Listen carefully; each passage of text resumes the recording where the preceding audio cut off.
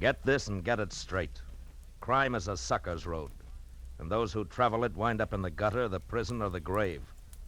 This time, a platinum wristwatch, a body on a lonely strip of beach, and a case of heart failure in a Beverly Hills garage, all added up to blackmail, 25 years old. And a killer who would never be caught. It happened like this.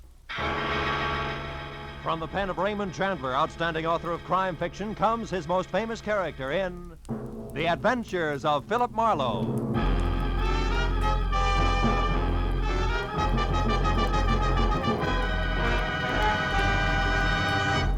In just a moment, tonight's story. But first, a message from the Ford Dealers of America. The whole country's talking about the great 1950 Ford. Listen to what Mr. Gerald Mohr of Kingston, Pennsylvania, one of more than 420,000 delighted owners, says about his new Ford. I leave my car out on the street a lot in winter, but you'd never know it to look at my 50 Ford's paint job. It's still as new-looking as when I bought it. I'll never stop wondering how Ford can sell a car that stands up so well for so little money. And speaking of getting a lot for little money, my Ford gives me up to 22 miles to a gallon of gas. Yes, it's hard for Ford owners to keep the good news to themselves. The news about the economy of the big new Ford. From its low initial price to its high resale value. From its low cost of maintenance to its thrift on gas and oil. Ford is a real economy buy. But prove it for yourself. Your neighborhood Ford dealer has the facts on Ford economy, and he'll be glad to have you test drive the big 1950 Ford in your own way. And now we bring you tonight's exciting story, The Anniversary Gift.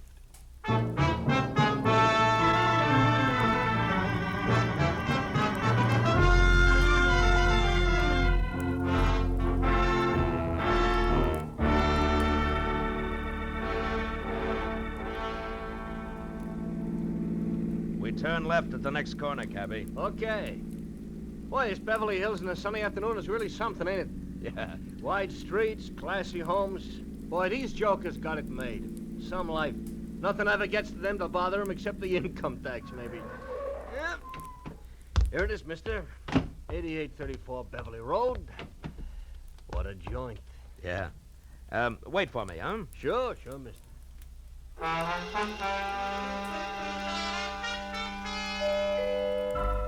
The door was answered by a girl of about 16, a tall, slender girl with dark eyes, too deep for her years. Oh, come in, won't you? I believe Dad's expecting you.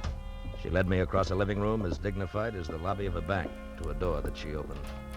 If you'll wait here in the library, I'll tell Dad you've come. The library of Stanley Towner, my new client, was as somber as his living room, except for one thing.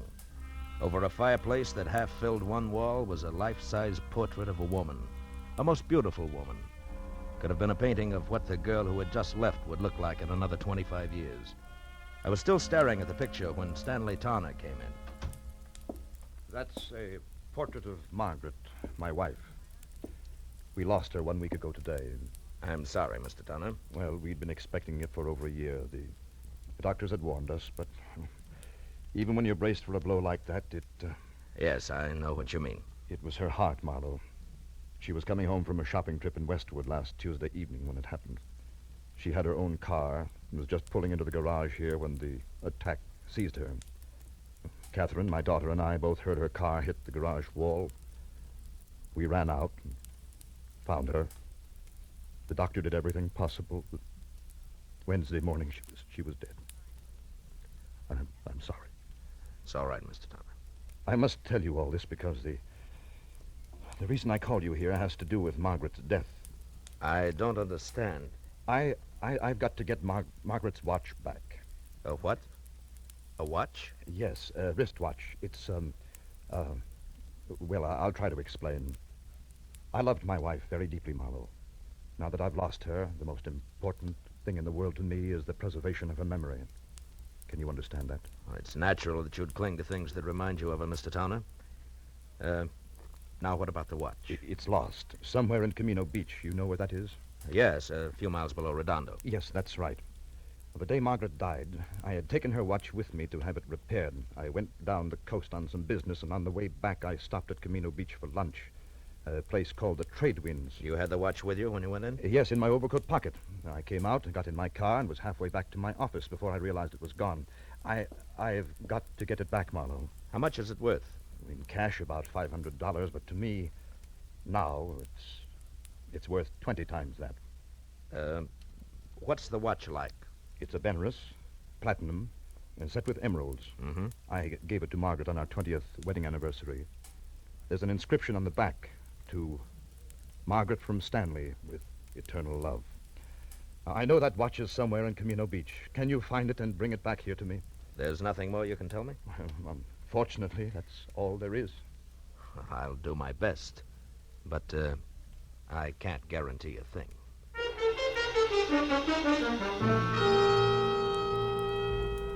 The cabbie waiting outside drove me back to the gas station on Wilshire, where I picked up my own car, fresh off the grease rack, and headed for the ocean and the sunset. It was getting dark by the time I reached Camino Beach, a rickety, salt-caked little town jumbled in between the highway and the surf. Well, my first stop was the Trade Winds Cafe, a waterfront shack on spindly legs, standing knee-deep in a smelly backwash. It only took 10 minutes to find that there was nothing there for me. After that, I drew a blank at each of the 3 hock shops in town. Wound up an hour and a half later, no farther than the sidewalk curb, where I watched a traffic cop brand my tire with his parking marker, plant a heavy foot on my bumper to steady his bike, and light a cigarette. Hiya. Is your car? Yeah.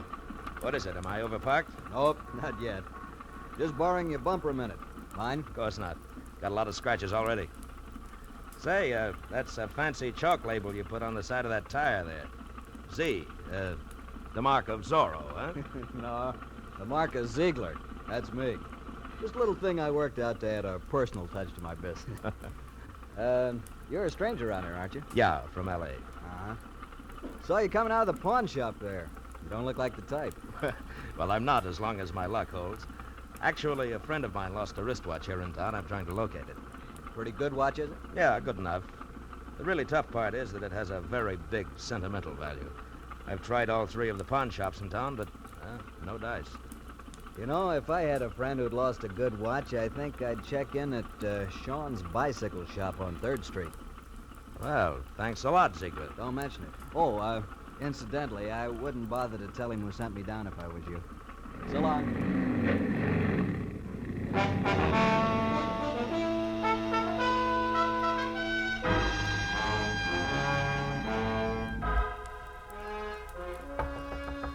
Hello. Hello, anybody there? Hello, Sean? What do you want? I'm closed for the night.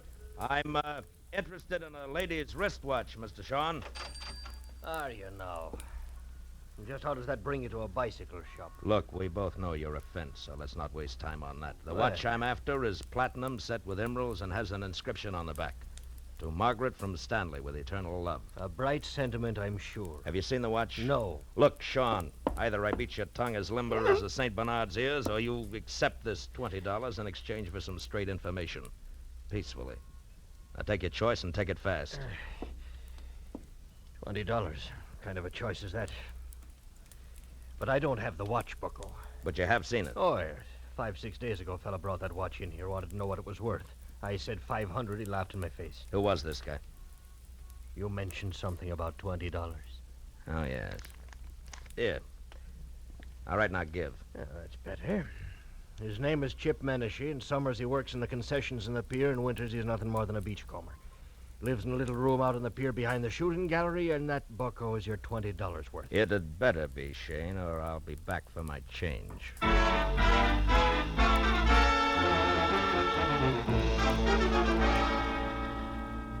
The amusement pier was deserted. When I finally found the one-room shack tacked on behind the shooting gallery, it was dark and quiet. I knocked once, got no answer. So I pushed a wad of rags out of a broken pane of glass in the door, reached inside, and unsnapped the lock and went in. With a light from the one naked overhead bulb, I started through the room. On a packing crate that passed for a dresser, I found a week-old newspaper clipping that said the body of one Leon Stice of Camino had been found on an isolated beach Wednesday morning, shot in the chest. No apparent reason. Stice was survived by his wife, Nancy, of 320 Front Street. I got real busy wondering why a bum like Chip Menashe saved old newspaper clippings of murder stories when a noise outside turned me toward the open door. What are you doing in my place? You weren't home, so I came in to wait. You a cop or something? No, I'm no cop, Menashe. The name's Marlowe. Huh? Maybe we can do business. Sit down. I don't get you. I collect old watches. A mutual friend sent me, Menashe. Yeah? I'm interested in ladies' watches, particularly. Maybe something in platinum with emeralds. Okay, Pally, what's the proposition? Nothing until I see the merchandise. Now, how about putting it on display, huh? I can't hear you, Pally. Ah, come on now. Where's the watch? Don't rush me, mister. Don't rush me. You'll get you nowheres. All right. Make me a proposition. 10 grand? 10,000? Uh-huh. You must be out of your mind. Yeah, we'll see who's out of their minds. That's a very valuable watch. Maybe you better get out of here and add it all up again. Yeah, maybe I'd better at that. But, Menashe, don't go away, because I'll be back. I won't go away. I know when I'm sitting on top of the pile.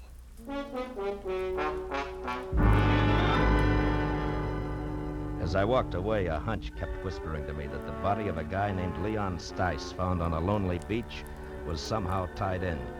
So I decided to pay a call on his widow. I drove down Front Street to number 320, but there was nobody home.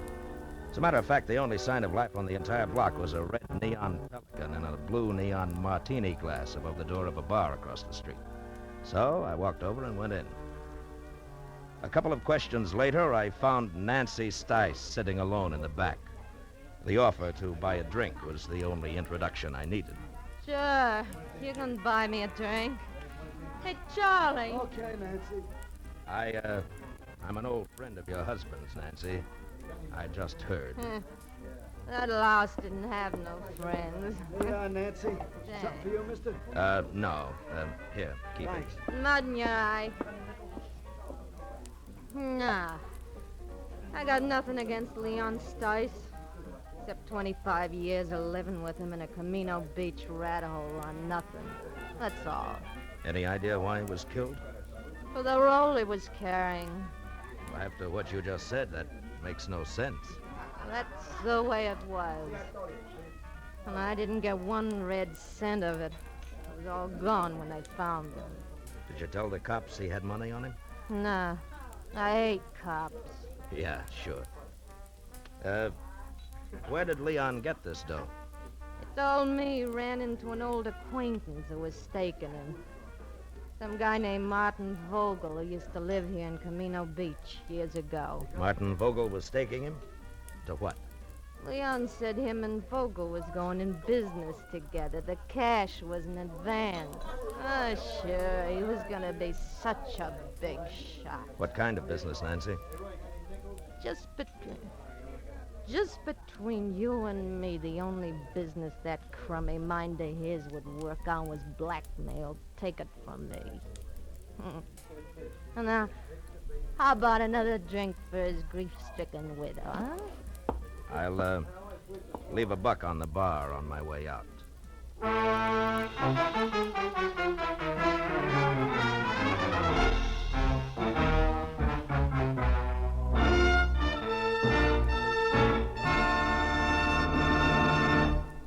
In just a moment, the second act of Philip Marlowe. But first, a brief message from the Ford Dealers of America. From coast to coast, Ford owners agree the big new Ford brings you more for your money. More in comfort, more in performance, and more in economy. But only through personal experience can you appreciate the restful ease of Ford's famous midship ride and the luxurious comfort of Ford's non-sag foam rubber cushion front seat. Only by driving this great car can you enjoy its smooth power and solid roadability. And only by getting the facts about Ford's economy can you understand that so powerful, so smooth riding, and so beautiful a car can cost so little to buy. To run and to maintain. But see what the new Ford gives you. Find out how much it saves you.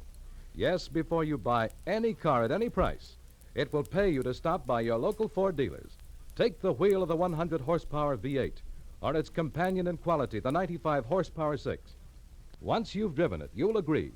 The new Ford is the one truly fine car in the low-price field. Now we return to the second act of Philip Marlowe and tonight's story, The Anniversary Gift.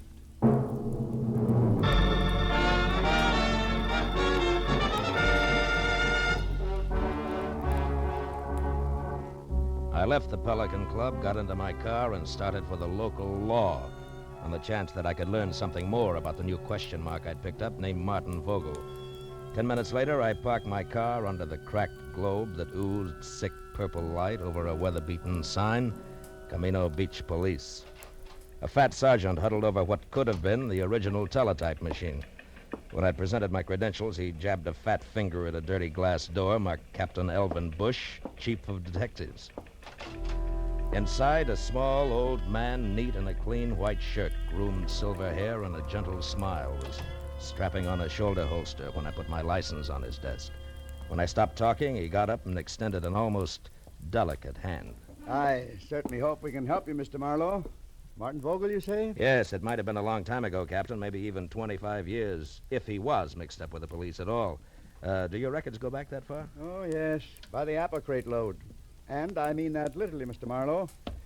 You see, in Camino Beach, police files, fixtures, and furniture are somewhat lacking. City appropriations only go where they show.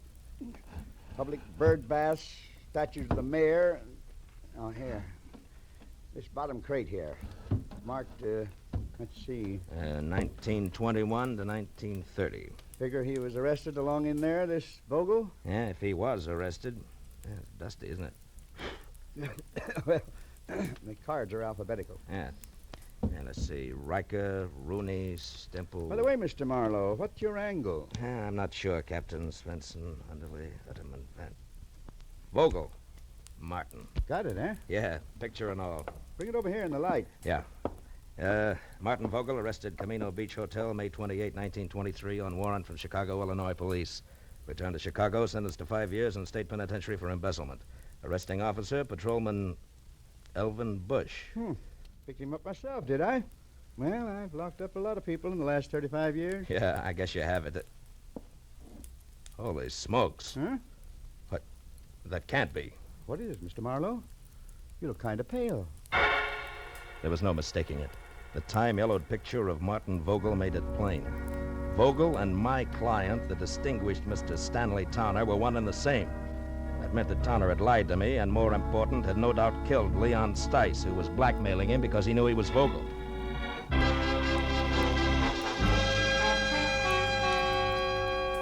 I left Captain Bush piled into my car and pointed it back for the amusement pier, where one way or another I was going to get Chip Menashe to fill in a few remaining blanks for me.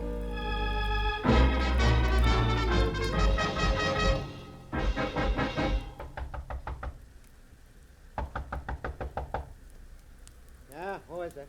Marlowe, Menashe. I want to talk business. Okay, Marlowe. Looks like I doped it right. I thought you'd come back. All right. Now get up. And listen hard. I want the watch and the story that comes with it. I told you my price. It's still 10 grand. You're bluffing, Menashe. You know the watch means money, but you don't know why. Yeah, Mr. Wisen. All right, now come on, talk. Okay, quit. I'll tell you what you want. I took the watch from Leon Stice. I found him dead on the beach. It was clenched in his fist. And the dough you're spending? Was in his wallet. Let me up, will you? All right, come on. Now sit over there. Hands in your lap. School isn't out yet. What more do you want, Marlowe? How do you tie the watch in with Stanley Towner? What makes you think I did? The fact that I was sent here to Camino Beach and the fact that you were ready and waiting for somebody. Well? Okay. I was lucky. When I read about Stice in the papers, I also just happened to read another article, an oddity, you might say, about a woman in Beverly Hills, a rich man's wife who got a heart attack in her car just she pulled into her garage. Woman called Towner, front name Margaret. Wife of a big shot broker, also called Towner, front name Stanley. I went from there. I was shrewd. Yeah, genius. Okay, now give me the watch. Come on, let's have it. All right, get your mitts off. Here. Now you're real happy, Muscles? Happy that you... Hey, cops. Come this way. Hey, Menashe. Wait a minute! By the time I got to the door, he was halfway across the boardwalk to his car. But Captain Bush and his sergeant were ready and waiting. When Menashe was next to the gun he kept in his glove compartment, the spotlight on the squad car slashed through the dark, found him, and froze him in a position. We've got you, Menashe. You'd better quit. Menashe, do you hear me? Yeah. No, you listen, copper. Let him have it, Becker. The windshield sprang into little pieces. That got him. Come on, Becker. Yeah, Captain. I waited until Captain and Becker were next to the body and had lifted it off the steering wheel. Then I moved quietly along the side of the buildings as far as the squad car. There, I turned and started back toward them. Hey, what happened? Oh, it's you, Captain. What brings you around here, Mr. Marlowe? A guy in town told me that somebody named Chip Menashe might give me a lead on Martin Vogel. You won't be able to now. That's Menashe. What? We wanted him for a week-old stick-up murder. Stick-up murder? That guy on the beach? The same. Say, Becker, you find the money on him? Right, some $300, Captain. Good. Well, you better call for the wagon now. Check. Funny thing, Mr. Marlowe. One fingerprint did it. Oh, how's that? That guy on the beach, Leon Stice. We found his empty wallet in the sand next to him. It had an isinglass front over his driver's license with a thumbprint that wasn't his. But was Chip Menashe's, huh? Well, we got on to Menashe because he was spreading a lot of dough around. Today, Becker got down here and lifted one of his prints. That cinched it, huh? Yes, that and the shot he just threw at me. Strictly a stick-up killer who got caught.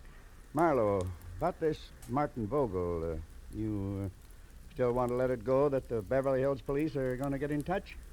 I think so. Good night, Captain Bush.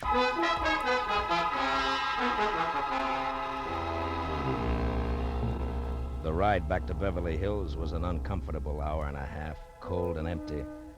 I was glad that I had things to do like stop and start and shift gears. It kept me from thinking too much about a lot of things and a lot of people I wish I'd never heard of. People like Stanley Towner, who I had every reason to be against, but who I was starting to pull for. Stanley Towner, a man who had started all over again after a single mistake made 25 years ago. A man who had fought to build good things, like a comfortable home, a marriage to a woman in a painting, a 16-year-old likeness named Catherine. But Stanley Towner, who was also a killer on a lonely stretch of beach far from home, destroying something rotten who would destroy him. A killer that nobody knew about, except me. Well, I pulled into the driveway and parked behind the car that had been Margaret's. As I got out, the light of the garage went on and the side door of the house opened. I felt almost wrong dropping my hand around the .38 in my side pocket. Good evening, Mr. Marlowe. You have the watch? Yeah. I had quite a tussle getting hold of it. I imagined you would. Menashe's dead, Mr. Towner. Menashe? Who is Menashe, Mr. Marlowe? The reason you hired me? The man who called you and dangled this bait? Yeah, you were right. It's a beautiful watch, Mr. Vogel. Vogel? You know about it? Yeah, they keep police files a long time. I know about everything. Except why you didn't go after the watch yourself. Well, I was afraid. Afraid to show yourself in the town where somebody might remember you, huh? The town in which you had committed a murder, is that it? Yes, that's it exactly. Dad, is that you down there? Yes, dear. Me, Mr. Marlowe. Well, why don't you come into the house? It's so late and it's chilly. You'll catch your death of cold out there. Yes, in a while, dear. Now go back to bed. All right. Good night, Dad. Good night, dear. Well, good night, Mr. Marlowe, and please make him do as I say, will you? Yes, I will, Catherine. Good night. Do you mind if we go along to the police at once, Mr. Marlowe? I'd rather she didn't know right now. Tomorrow's soon enough. And, can we take your car? Yeah. The lights go off out here? Yes. The switch is on the garage wall over there. Okay, get in. All right. You know, Mr. Towner, I'm sorry about Catherine and the way she's going to be hit by this thing. The switch is there on your right. On your right, Mr. Marlowe. Yeah.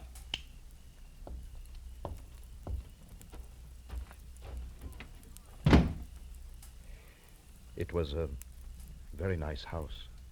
Mm-hmm. Mr. Towner, you certainly loved Margaret a lot, didn't you? Completely, Mr. Marlowe. And her memory, too? Why do you ask? Something that makes me awfully happy. Mr. Towner, you didn't kill Leon Stice. Marlowe, what are you saying? That you never lost your wife's watch at Camino Beach. You never had it. She lost it herself. Lost it when she struggled with Leon Stice just before she killed him for your sake. For you and Catherine and everything you've worked No, for. Marlowe, no, Yes, you... Margaret had a bad heart. She knew she didn't have long to live. Also, she knew that Stice was blackmailing you. It figures, Towner. And what also figures is that you'd rather pay for a murder that you didn't commit than to have Margaret's name soiled. Yes, I would, and I will, because you can't prove any of this. Correction, Mr. Towner, I can. With your wife's car there in the garage, the car in which she died on what you said was her return from Westwood. Which it was? No, not according to a funny little chalk mark I just saw on one tire, it wasn't. A little white Z that a policeman named Ziegler in Camino Beach makes to check on parking time.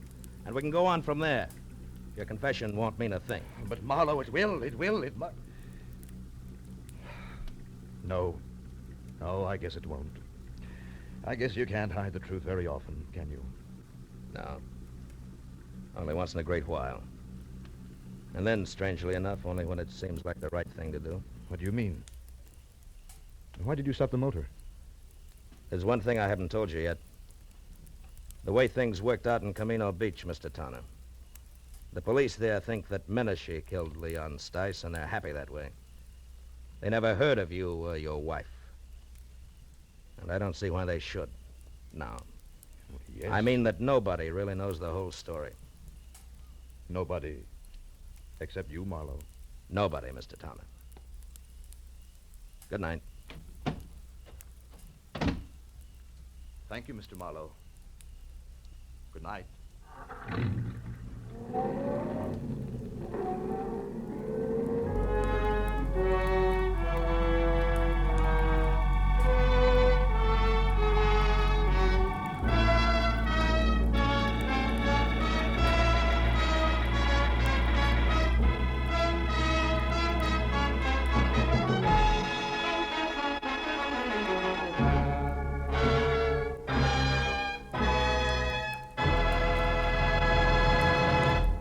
Philip Marlowe will be back in just a moment. But first, a word from the Ford dealers of America. Tonight, there are more than 420,000 enthusiastic 1950 Ford owners, and it seems as though most of them are talking about this car. Listen to what Judge Richmond B. Keach of Washington, D.C. has to say about his new Ford. I was so satisfied with my 49 Ford that I decided to get a 50 as soon as they became available. I've been more than pleased with the 50. Truthfully, I see no cause to pay more when a Ford gives me all the performance, quiet, and comfort a man can ask for at such a reasonable price. The Ford is wonderfully easy to handle, particularly in traffic. Yes, ask any Ford owner how he feels about his big new Ford, and he'll tell you it's tops for performance and for comfort. But prove it for yourself. Drop into your neighborhood Ford dealers and test drive this truly great car. You'll be amazed when you discover how little it costs to buy, to run, and to maintain. Do it tomorrow. Test drive the big new 1950 Ford. Be sure and be with us again next week when Philip Marlowe says... This time I was in the country where the night should have been nothing but peace and quiet. But a pair of angry eagles changed all that.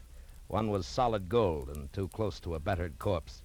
The other weighed 160 pounds and was too quick with his fists, in or out of the ring.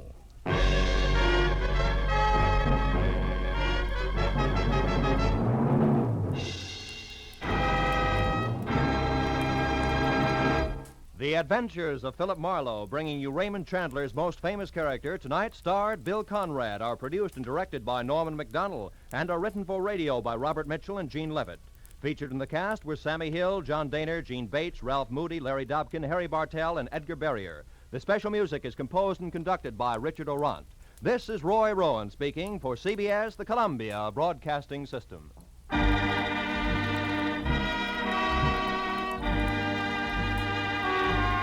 Thank you.